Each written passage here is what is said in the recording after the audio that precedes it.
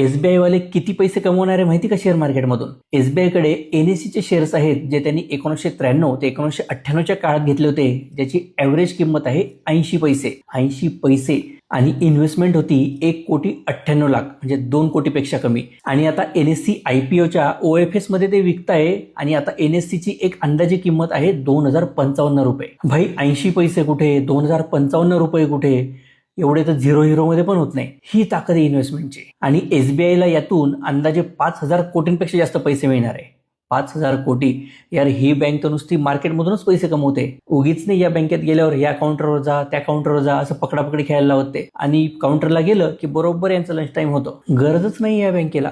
आणि अशीच अजून एक कंपनी आहे जिने 32 पैशाने शेअर्स विकत घेतले होते. तिचं नाव आहे ऑल इंडिया ॲश्युरन्स. तिला सुद्धा याच्यातून 1400 कोटींपेक्षा जास्त पैसे मिळणार आहे. त्यामुळे लक्षात ठेवा, खरा पैसा जो बनतो तो इन्व्हेस्टमेंटमध्ये बनतो.